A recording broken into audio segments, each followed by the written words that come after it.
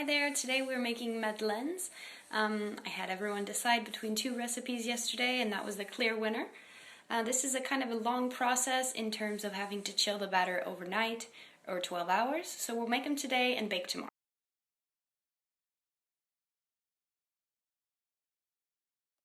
The tools you'll need for this recipe are your Madeleine pan, a whisk, a spatula, a nice big mixing bowl, a scale to measure out, and a plastic pouch to hold your dough.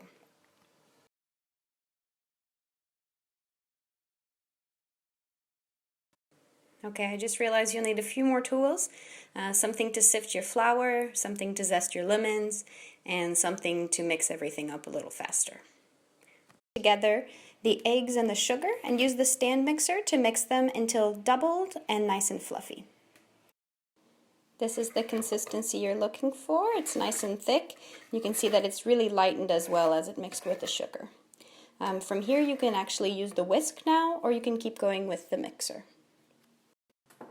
Next we want to sift in the flour as well as the baking powder.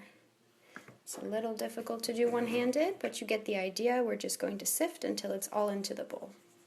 Then gently stir to combine until there are no more lumps.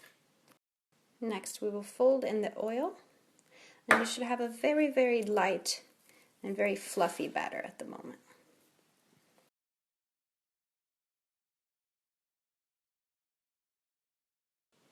The next step, we're going to add the milk, the vanilla powder or vanilla extract, and then all of the lemon zest as well. The final step of making our batter, we're going to add our melted and now cooled butter and stir that as well.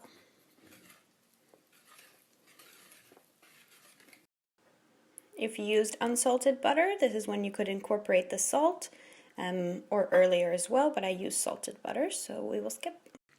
Alright, finally you're going to transfer the batter into your piping pouch so that it's ready for tomorrow. Remember that if you use some kind of cup to put your piping bag into, it makes it a lot easier to transfer.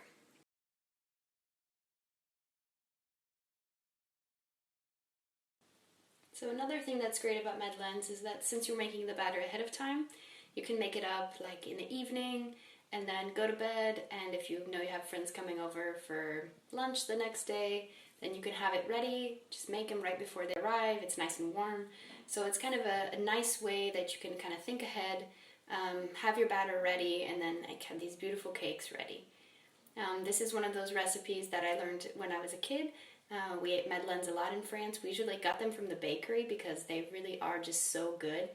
But I think this is a very nice recipe too, and on my blog I posted earlier this summer a lot of fun explanations on why things work the way they do in that recipe. So if you want a really detailed look at why this recipe works, what the eggs do, how the sugar, how different things work in the recipe, then check that out as well.